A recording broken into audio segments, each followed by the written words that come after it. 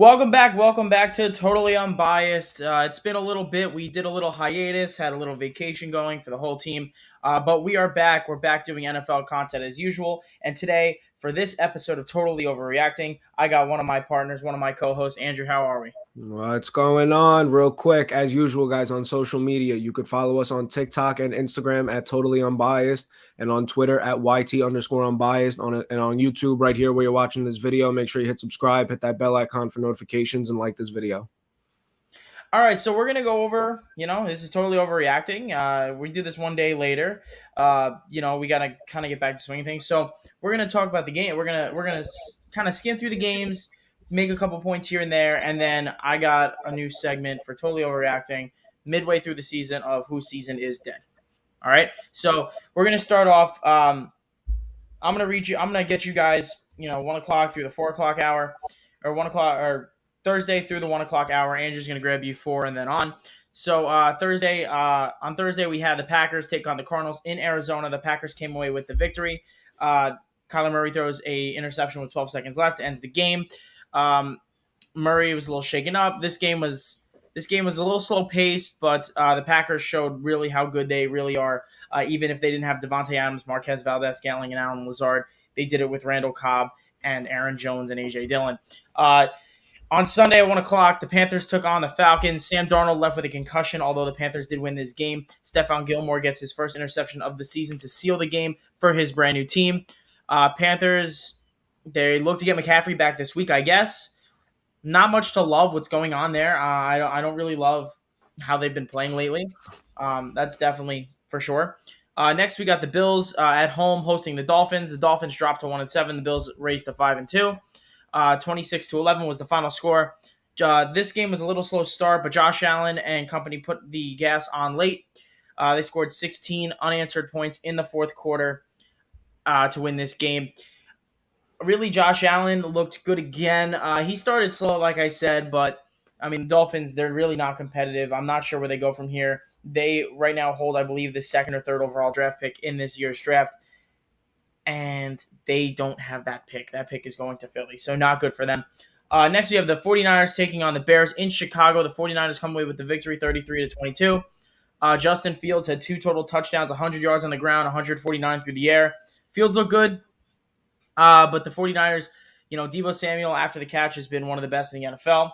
Next, we got the Steelers taking on the Browns by a final score of 15-10 in Cleveland. Odell Beckham Jr. fails to show up again, one catch for 6 yards. Jarvis Landry fumbles the game away as the Browns were going into score. Not much going for Nick Chubb on the ground. Baker Mayfield looks pretty unhealthy, if you ask me.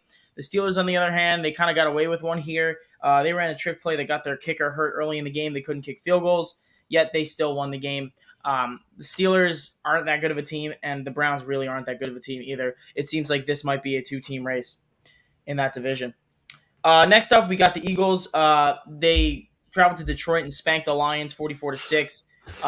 Nothing really to say here. 4 rushing touchdowns for the Eagles. It's weird how they run the ball once Miles Sanders is gone. I don't get it either. And the final, and we got three more games for the 1 o'clock period. The Titans took on the Colts. Titans win 34-31 in Indianapolis. The Colts kind of had this one slip away. Carson Wentz with 2 interceptions in the fourth quarter and overtime didn't, turn out well for them. However, Jonathan Taylor got going a little bit on the ground for the Colts. Derrick Henry broke his foot in this game. Big injury news. Check out the fantasy side for when we talk about that. That video is going to come out later today too. There's big ramifications for that one, and especially for now the AFC playoff picture. And the upset of the day, the Jets, the 2-5 now Jets, hosted the Bengals, and they scored 17 points in the fourth quarter to beat the Bengals. And Mike White, the legend of Mike White, grows. That one guy who bet $1,000 for Mike White to lead the league in passing yards this week. I don't know how he did that. Maybe he's from the future. I don't know. But he did it. Won good money. Good for that guy. Not a bet I would encourage anyone to place. But the Jets win. They play the Colts this upcoming Thursday. The Jets aren't really in this thing, but if they beat the Colts, then they really are. They've beaten 2 good teams. And finally, the 1 o'clock period, the Rams just stomp away again. The Texans scored 22 unanswered points in the fourth quarter, but it really didn't matter. This game was over 38-22.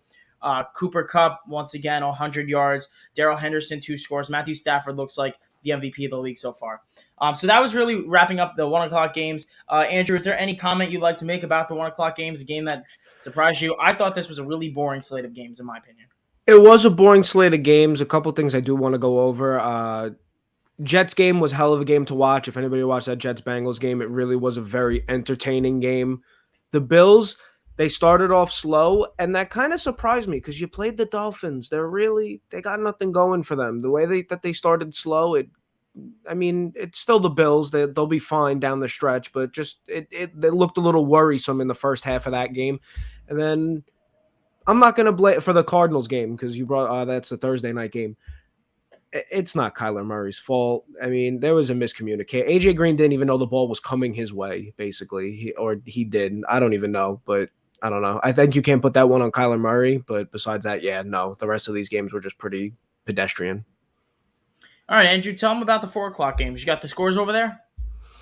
Let me pull them up. I don't have them in order because I'm looking at fucking Google. That's all right. Don't worry about it. I could just go. I'll go through it. Patriots took on the Chargers in Los Angeles, and the Chargers lost again, 27-24. Mac Jones showed up for the Patriots. Damian Harris and the run game keeps going. The Chargers continue to beat themselves. They couldn't get Mike Williams going whatsoever. Justin Herbert looked pedestrian. Bill Belichick does a great job once again. Seahawks hosted the Jaguars. Final score of 31-7. Seahawks defense is actually looking a little bit better, which is weird. I didn't expect that. They've been good the last 3 weeks. DK Metcalf with 2 scores. Tyler Lockett had a Tyler Lockett game out of nowhere. I think 11, 12 catches, 140 yards. Tyler Lockett things. Jaguars, they just look terrible. James Robinson escapes with a foot injury. Looked like he escaped a pretty bad injury. He's day-to-day as of right now. The Broncos take on the Washington football team, and Washington drops to 2-6. The Broncos are 4-4 now by the final score of 17-10.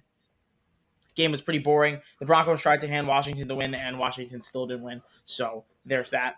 The Buccaneers took on the Saints in New Orleans, and Tom Brady is now 0-3 against the Saints in the regular season with the Buccaneers. There's a final score of 36-27 with a late pick six from the Saints. They sealed this game.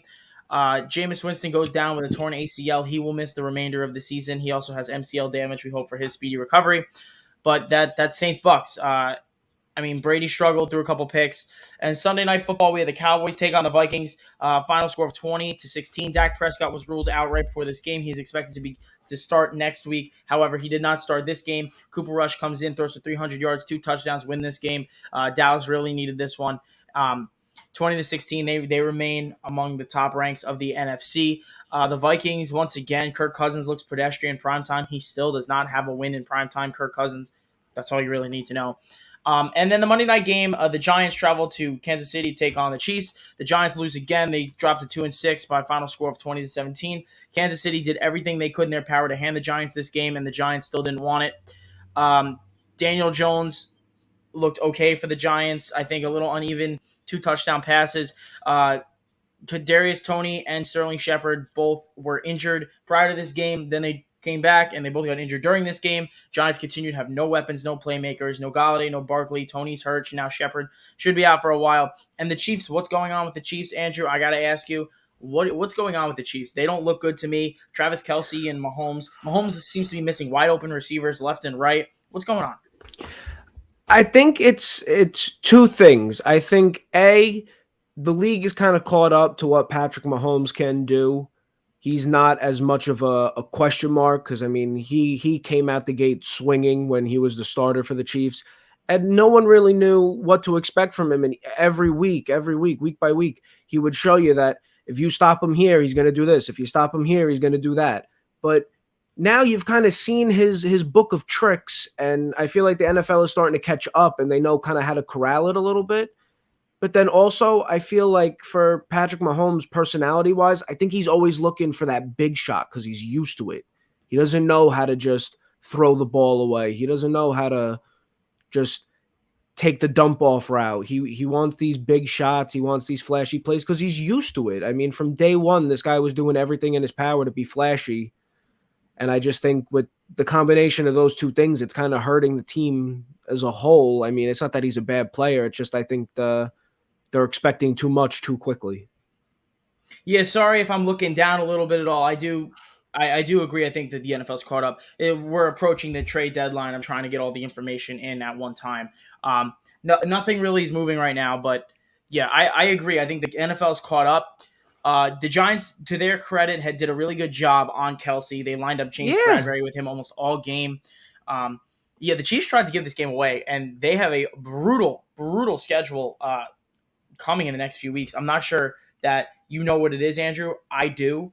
I'm gonna tell you I mean, how this is. you mentioned it the other day. I heard a couple of them. It's not an Yeah, easy so slate. they're home versus the Packers. They travel to the Raiders. Then they're home versus the Cowboys. They got to play the Broncos. Then they're home against the Raiders again. They go to LA to play the Chargers. Then they got to play the Steelers. Then the Bengals, and then the Broncos again. Not a good schedule. Realistically, the Chiefs can miss the playoffs. Like, this is not a joke. I think there's probably, let me count, one, two, there's three games I give them. I'll give them one of the Bronco games. They could get two. They could. I'll give them one of the Bronco games, one of the Raider games, and I'll give them the Steelers game. You know what happens if that happens? They're 7-10. 7-10. Dallas is a great team. The Packers are a great team. It's not good for the Chiefs. It doesn't look good. And now that we're talking about things that not look good, here's a mid-year section, new segment. I'm gonna call who's dead, whose team Who's is done, dead? who's over. Right? Every week we're gonna be adding to this list. But here's the list so far. These are the teams that I've considered gone, dead, no chance. Season's over. Goodbye. Salute. The whole nine. All right. Denver Broncos. I think their season's over. Trade of Von Miller kind of shows that they don't believe that they can compete this year. San Francisco 49ers, that division's tough. You have two teams, 7-1 and 7-1. You're not beating either of those teams. You're really not. And especially with the mediocre quarterback play, don't think so. Atlanta Falcons, I almost didn't put them on this list, believe it or not. If they won this week, I actually would have kept them off this list, but they lost to the Panthers, and I think the Panthers and McCaffrey back will get a chance. They're hanging on the edge. Atlanta, I think their season's over. The Philadelphia Eagles, I also believe their season's over. They're looking to trade Andre Dillard and Fletcher Cox. So they already traded Zach Ertz. You know what? To Philly's credit, they know what they are. They know they're not a good team. They know they can't compete, so they're not wasting anyone's time. What are your thoughts on the Eagles? I mean, on the Eagles, because here, real quick, I'm gonna look at it. I mean, yeah, they are 3-5, but I mean, going down the slate, they could beat the Broncos. No offense to us, they could beat the Giants both times if they really wanted to. They're not gonna beat the Saints or the Chargers.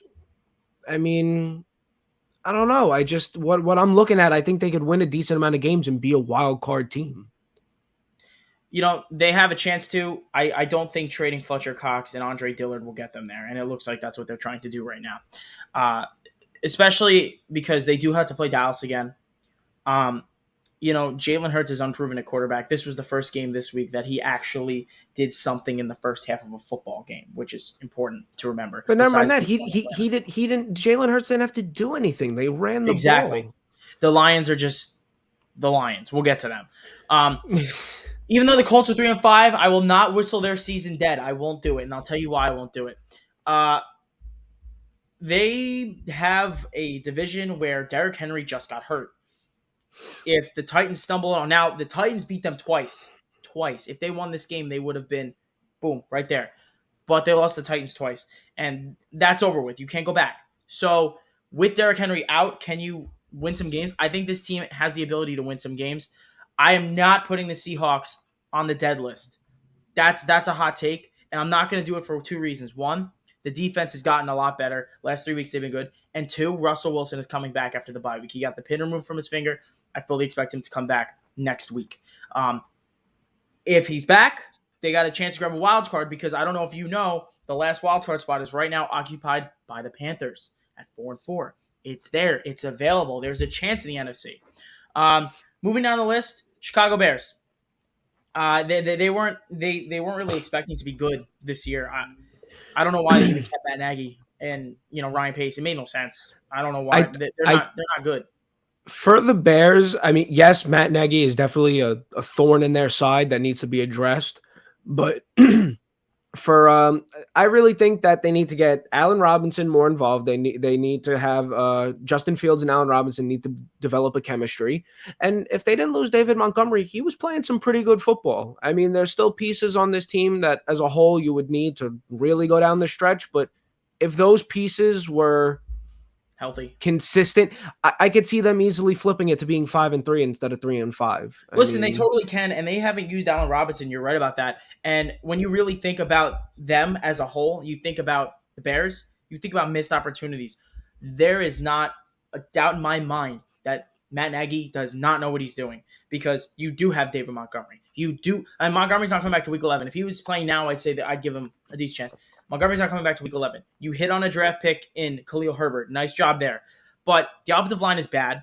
Looks like Fields got a little something. He's got a little juice. I mean, he hasn't done anything crazy yet, but that's the coaching. It's the coaching. Um, but let's not spend too much time on the Bears. Allen Robinson, they should do him a service and trade him because there's no way he's re-signing there. I would never do that if I was him. After the way they use him this year, absolutely not. The New York Jets, I think their season's over.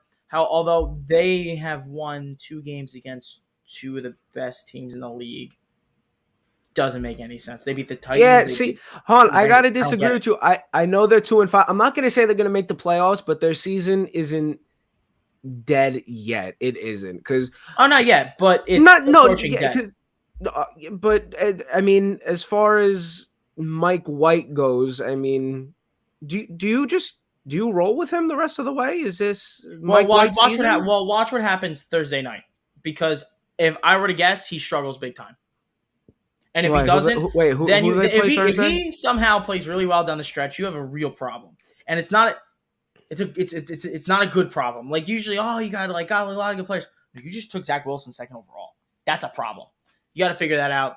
We're not going to jump right into that.